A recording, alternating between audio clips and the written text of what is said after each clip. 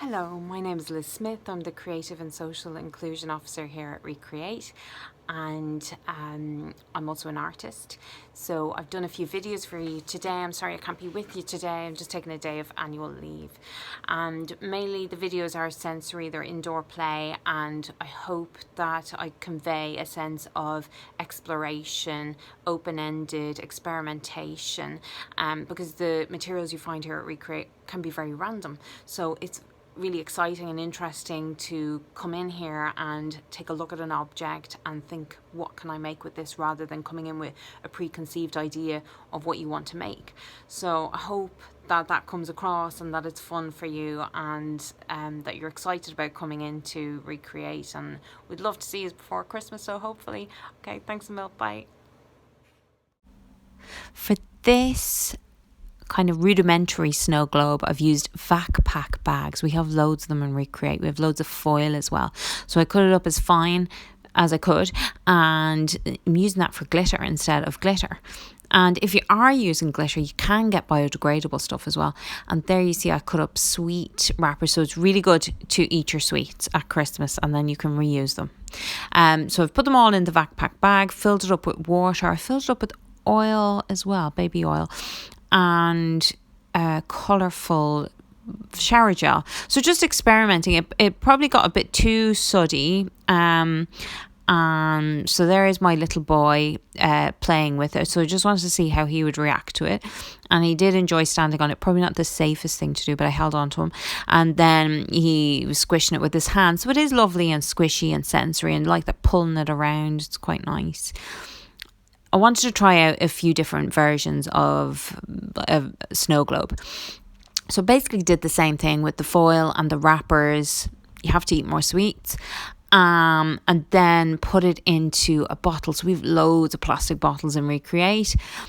And put it in the bottle and put some of our white sensory plastic beads. They're kind of like beads, they're not really beads, and poured water in it. Now really with snow globes you're supposed to use glycerin as well, but I just used pure water with this, and it turned out quite lovely. Glycerin can be hard to get hold of. I tried to get hold of it, went to a couple of pharmacies. It's hard to get hold of.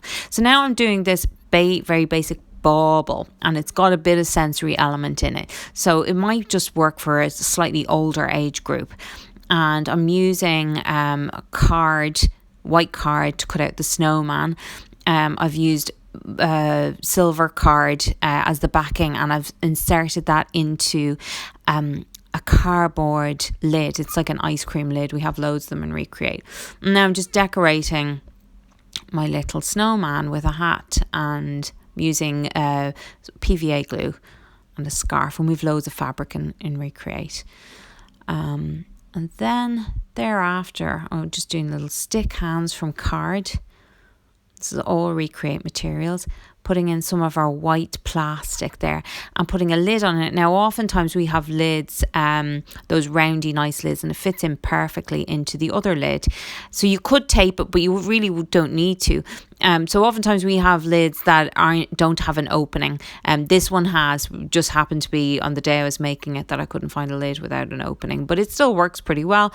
And then I put a piece of string on it and put it on the tree, and there you have like this little shaky element to it, which is cute and nice. There it is on the tree.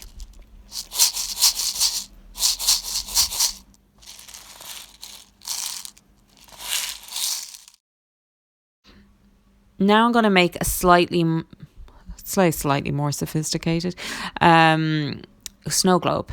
Now you can do really cool DIY snow globes using glass jars and gluing little plastic ornaments into them. I'm using a plastic little tub just to make it a little bit more child friendly. Now I am using hot glue to glue the character in. So I've cut out a little snowman from this silver insulation that we have at ReCreate.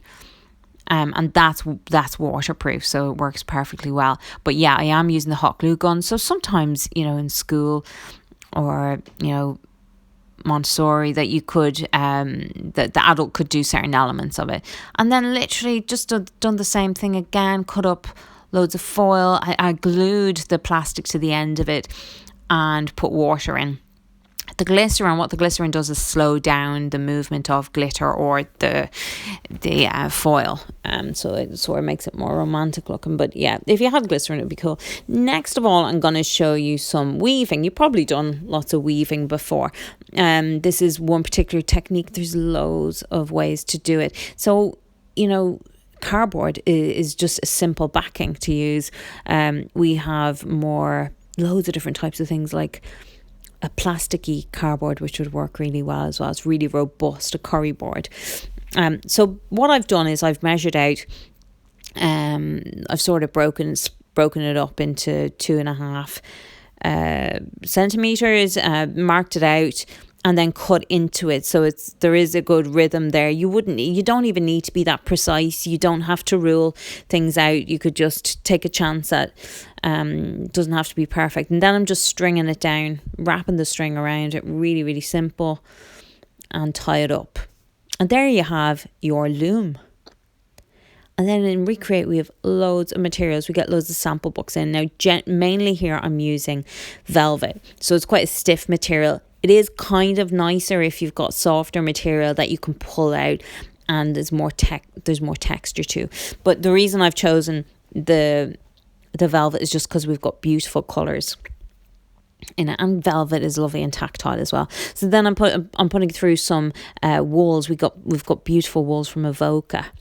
And then I'm going to put through some silver. So like if you were doing this with children, it might be interesting to sort of ask them to pick out their favourite colours and ask them why they've chosen certain colours, and maybe try and encourage them to make, this sounds perhaps a bit highfalutin, but aesthetic decisions. Like, do you like that? You can change it up, and show them how you can change it up by pushing the materials down and inserting another colour, and get them to make choices. You could even cut up fabric that was of significance to them, talk to their parents. Maybe it was a lovely item of clothing that no longer fits them and that they can cut up and put in, or whatever. You could have loads of different themes around the colours and textures that you can create a discussion point and something for them to get into theme wise. And you could even weave in paper, weave in foil, plastic. We often get nice colour plastics, green plastic. And I'm just tying it up, and I'll put a little string on it so that it can be hung up. So yeah, my main aim with this was that it's quite colourful and nice. It's very doable. Now I'm going to show you just a very simple way to print. I actually taught this to Montessori teachers before, and it went down really well. So I really like it. So I am using lino printing ink. You don't have to use that. You can use poster paints. It's slightly tackier than poster paint, and it's very cheap, and it's non-toxic, child friendly. It's all good. So you get one, you pick one up for about £4. And as you can see, it's so simple. I've got a roller. That roller I got in ReCreate, rolling the ink onto the leaf. Here's some variety of effects that you can get with it that I printed before. Feathers are beautiful. I highly recommend printing with feathers. So I hope that was useful, and I'm at reception usually, so please come in and feel free to pick my brains, and I'm here to give you advice. I hope that was enjoyable. Thanks a mil. Bye.